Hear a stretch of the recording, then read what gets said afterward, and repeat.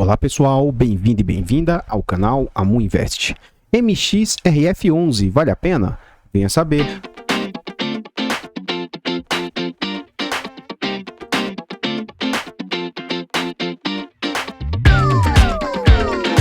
Artlist.io. Então pessoal, antes de a gente saber mais a respeito desse fundo imobiliário, que é o fundo com o maior número de cotistas da Bolsa, eu gostaria de pedir humildemente, por favor, deixe o like no vídeo e comente para nós.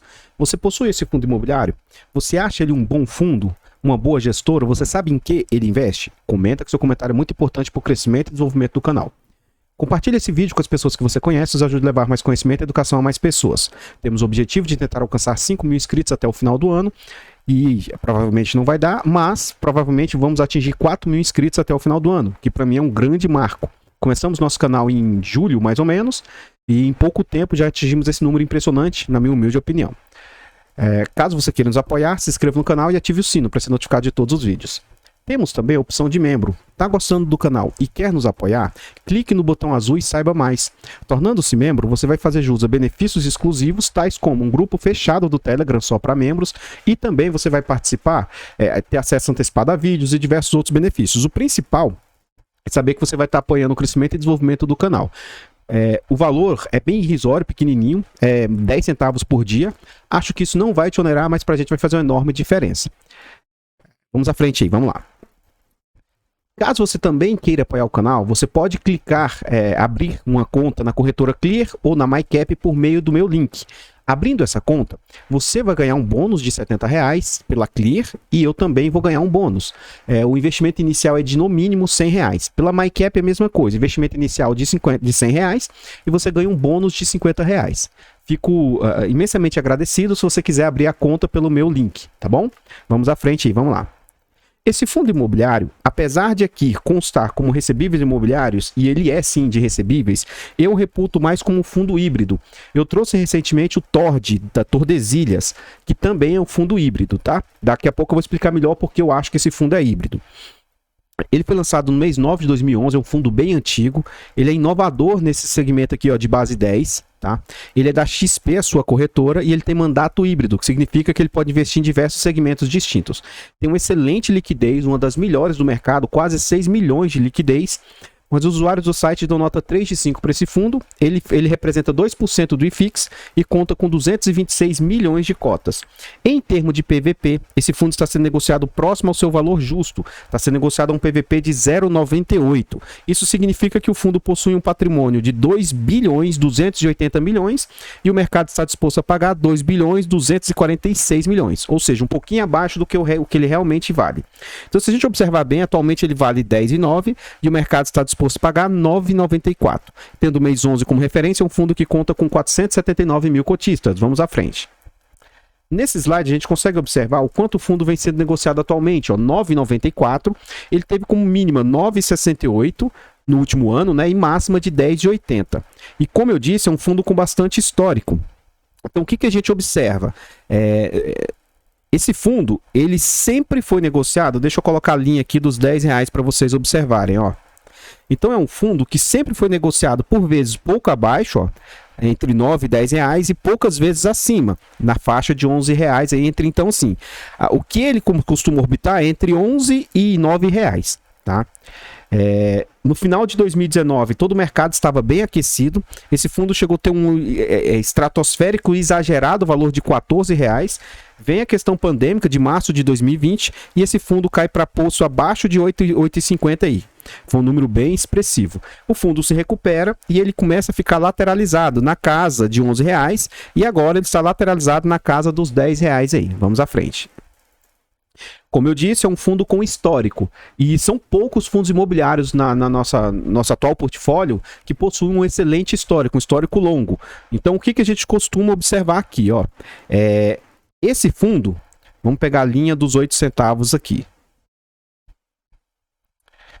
Essa aqui é mais ou menos a linha dos 8 centavos, que é o que o fundo vem oferindo e entregando agora. A gente observa que uma boa parte do tempo o fundo entregou abaixo desses 8 centavos, por volta de 6, 5 centavos, e que atualmente ele está mais ou menos nesse patamar de 8 centavos. tá? É um fundo com histórico, como eu já disse, ele tem mais de 5 anos de mercado e para alguns investidores, eles entram em fundos que têm o histórico. Então, para esse tipo de investidor que quer um fundo com histórico, isso aqui pode ser um dos fundos que se enquadra nesse perfil, tá? Ele já passou por 7 subscrições e a última ocorreu no início de 2021, entre março e abril de 2021. Vamos à frente aí, vamos lá. Aqui a gente observa o quanto o fundo entregou no último ano. Como eu já antecipei, ó, 7, 8, 7, 8, excepcionalmente 9, 8. Acredito eu que o fundo tenha potencial para orbitar agora entre 8 e 9 centavos, tá? Talvez chegar a 10. Mas, pelo que a gente vê do fundo, ele está estabilizado nesse patamar, tá bom? E o que a gente observa de rendimento? O rendimento do fundo vem melhorando não porque ele melhorou o que ele entrega, mas sim pela queda das cotas. Então, ó, olha a diferença, eu vou pegar um com 8 centavos, ó. 8 centavos que ele entregou em fevereiro, a cota estava 10,62, então representava apenas 0,75%. Esses mesmos 8 centavos agora, e que vai pagar em dezembro, pagou em dezembro, a uma cota de 9,98 melhorou a sua performance para 0,80. Então, o fundo está estabilizado mais ou menos esse patamar, entre 0,7 e 0,8 mais ou menos. O total acumulado do fundo é 9,36%, tá? Então, esses 8,08, 8 centavos, 0,8% aí. Para um fundo de papel, eu reputo ser um baixo rendimento. Tá? Eu, na minha conta fechada, na minha conta privada, eu era cotista desse fundo, mas resolvi me desposicionar. E não foi o principal motivo questão de yield, tá? Isso aqui não foi o principal motivo. Ele é, na minha opinião, uma situação ruim. Eu acho que esse fundo paga pouco para o potencial que ele poderia ter, mas para mim a principal situação foi a demora que ele teve em alocar os recursos. Inclusive, até hoje o caixa já está no limite aceitável, mas até hoje ele tem muito caixa. Se você for pegar os vídeos aí dos 2, 3 últimos meses, ele passou 2, 3 últimos meses com patamares de quase 20% de caixa no seu parado, né? Então, eu acho isso um ponto bem ruim. Mas, no decurso do vídeo, eu vou tentar mostrar que também é um fundo muito seguro e muito diversificado. Vamos à frente. Aqui são os fundos imobiliários que possuem esse fundo no portfólio. A gente vai ver que a sua imensa maioria são fundos de papel ou fundos de fundos, né? Mas a gente vê bastante fundos que tem o MXRF aí no seu portfólio. Um ponto interessante para mim é que não tem nenhum com altíssimo percentual do MXRF, apesar de ser um fundo bilionário, né? Então a gente vê o BCFF com a maior posição, com mais ou menos 35 milhões desse fundo. Mas isso representa apenas 1,58. Por que eu vejo isso como sendo positivo? O fundo não estar na mão de um único ativo, ele não fica ali propenso. Porque se esse fundo começar a desovar as cotas, ele pode afetar o mercado. Nem o próprio fundo o quer, mas eu não vejo isso como sendo um sinal tão positivo assim, tá bom? Então aqui, qualquer coisa, você pausa o vídeo e veja aqui com atenção. Vamos à frente. Aqui a gente observa os comentários do gestor. Ele fala que em novembro o IFIX fechou em queda de 3,64. Então, tanto fundos imobiliários quanto ações estão em queda já há algum tempo, apesar de, recentemente, da segunda quinzena de dezembro para cá, os fundos imobiliários vêm com uma tendência de alta aí bem impressionante, tá bom? Aí ele fala aqui, ó,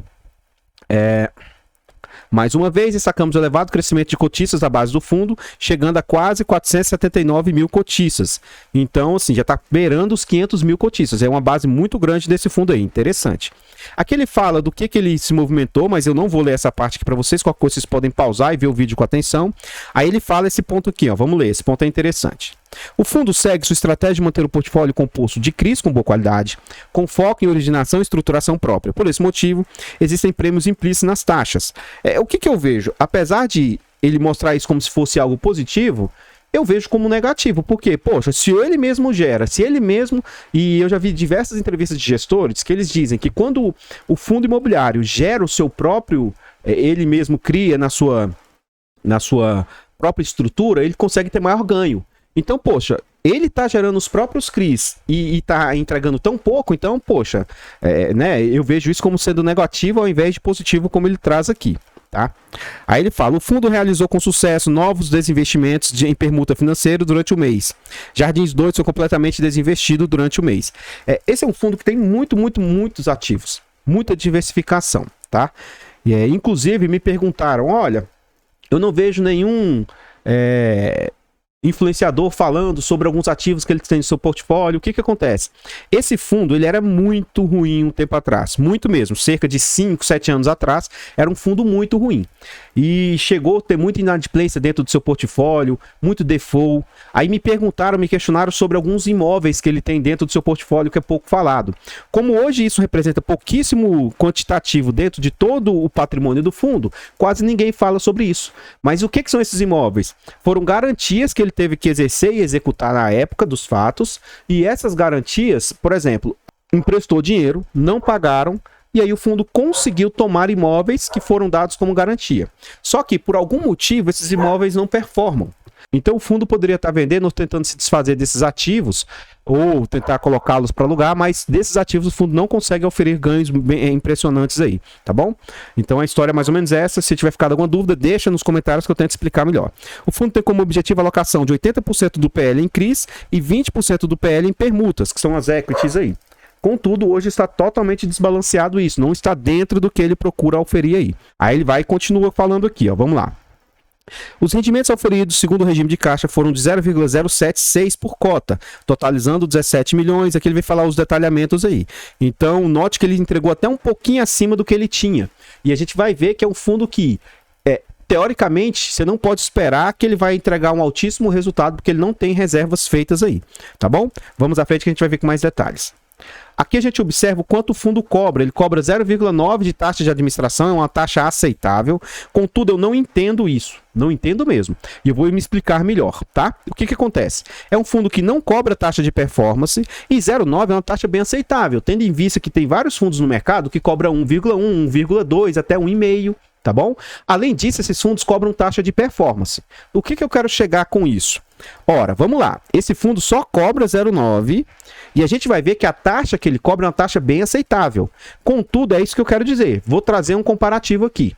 O HCTR é um fundo que ele cobra 1,20 entre taxa de gestão, administração e ainda cobra taxa de performance. Contudo, no acumulado do ano, a taxa chega a ser menor do que o desse fundo. Então, quando as pessoas me questionam, poxa, Mu, fala sobre taxas e tal, primeiro, eu não sei calcular isso aqui, como que isso impacta ou não o PL, só que eu vejo isso aqui totalmente desnecessário. Quer ver? Eu vou abrir a calculadora aqui e calcular para vocês. Ó, vamos pegar aqui, ó, eu vou pegar os últimos 12 meses. Eu vou pegar aqui, ó, despesas operacionais, 23.371 vezes 100, dividido por 220.260. Olha o quanto representa. Representa 10,61%. Poxa, amor, bacana. Você mesmo, amor, disse que 15% é um limite que você acha que é aceitável e tal. Sim.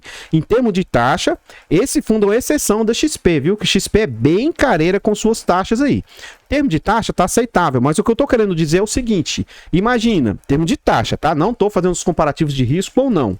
Ora, esse fundo, cobrando apenas taxa de administração, orbita a casa de 10%.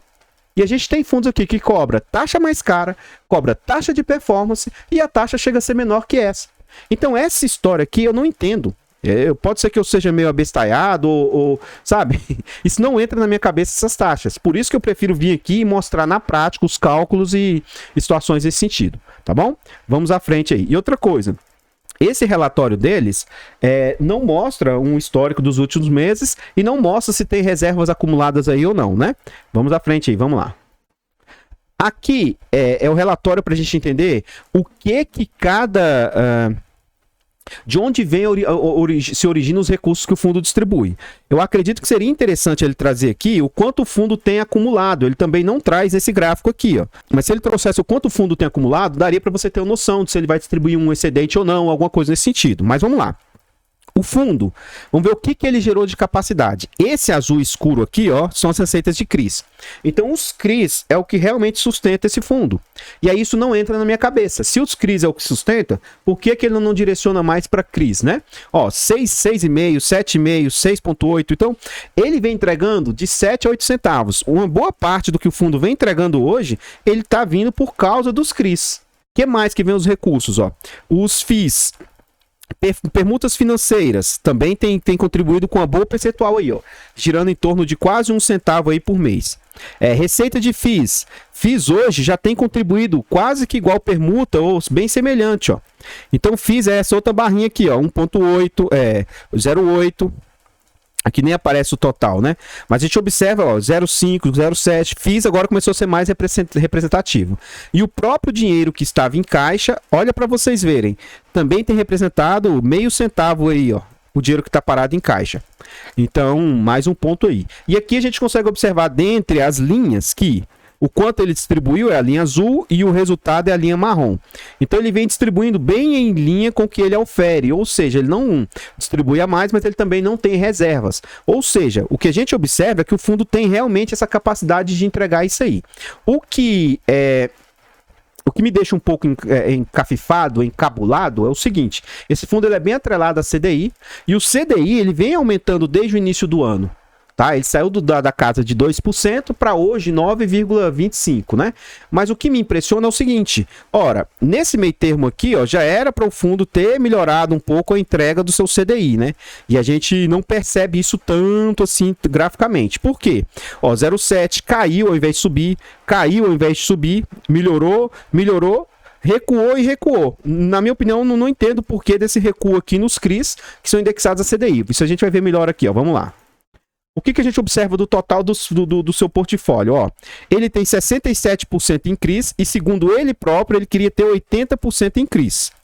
Aí, ora, ele tem aqui 14% em FIIs. E, em tese, ele não quer ter essa estratégia de 14% em FIIs. Por que ele não aloca os FIIs em CRIs, né? E permutas financeiras, 14%. E ele queria ter 20%. Ora, se ele pega isso aqui mais o caixa e joga o que precisa para cada um, que ele teria esse total. E esse caixa hoje, como eu disse, já é um limite aceitável. 5%, 6% já é mais aceitável. Mas ele optou durante vários meses com 18, 19 não baixava o caixa.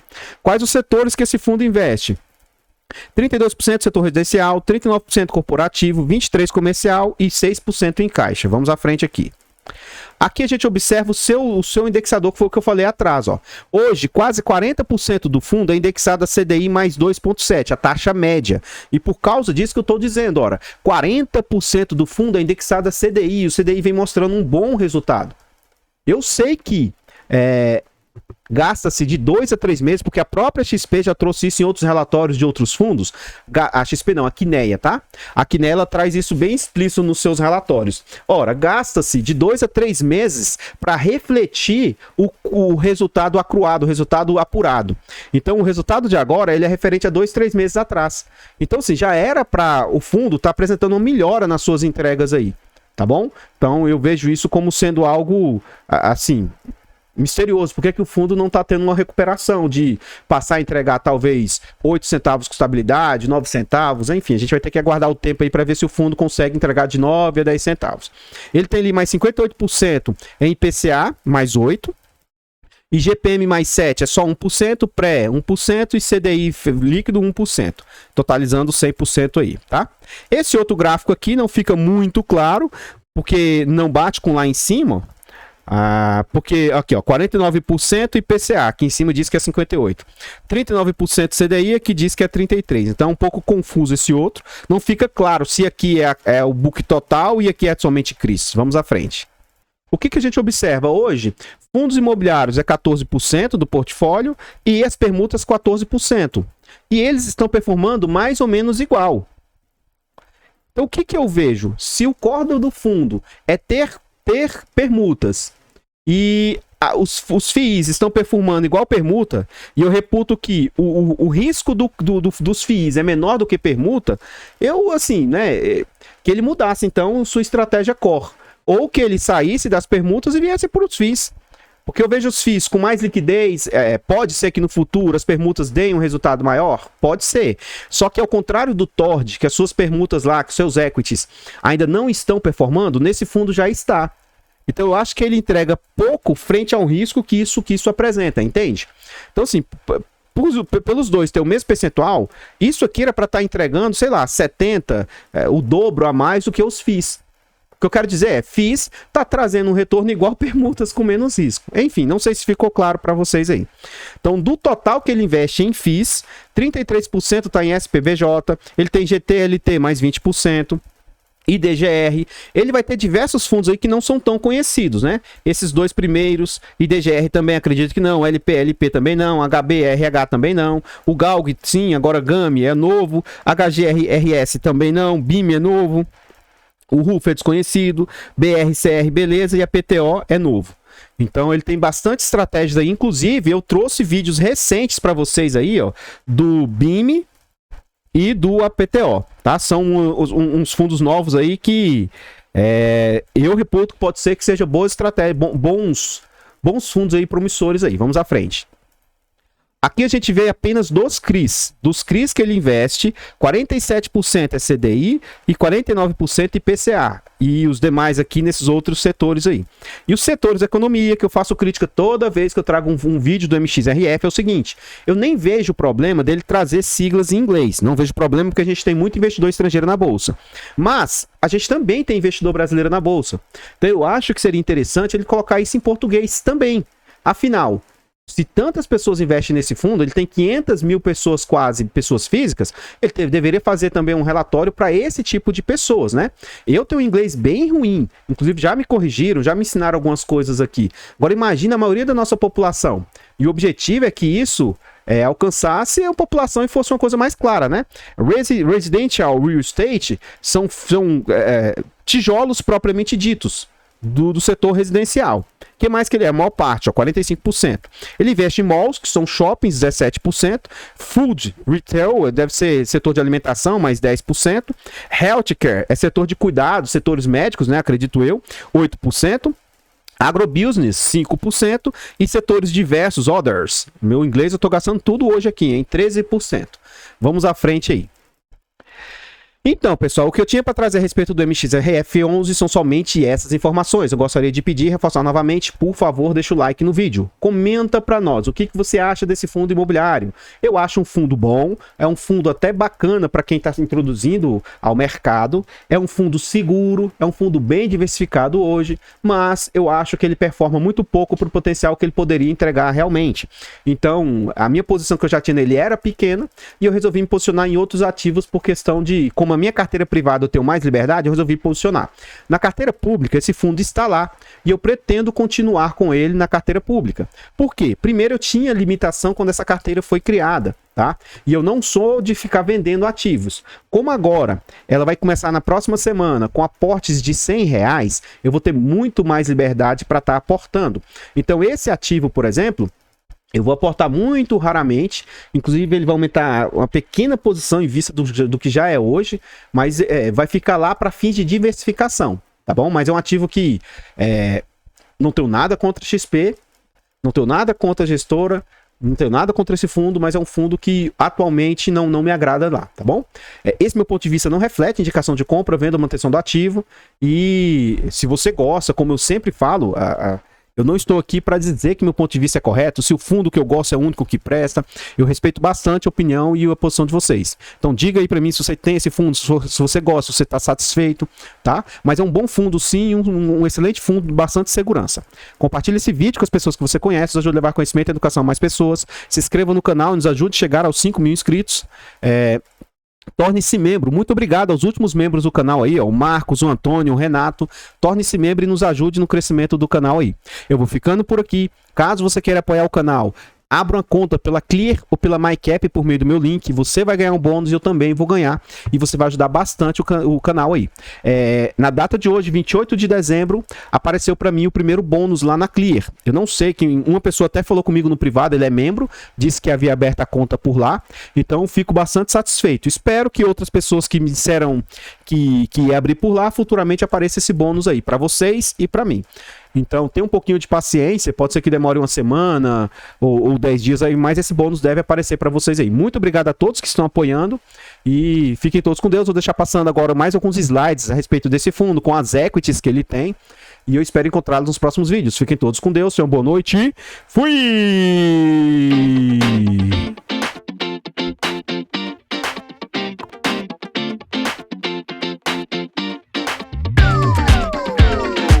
Artlist.io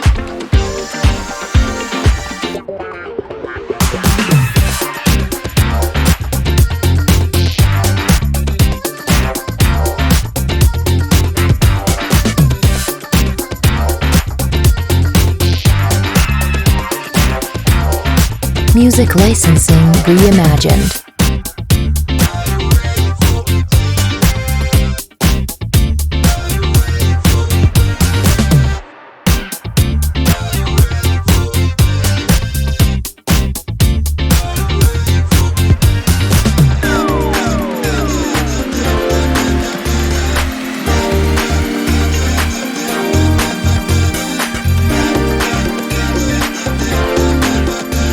Artlist.io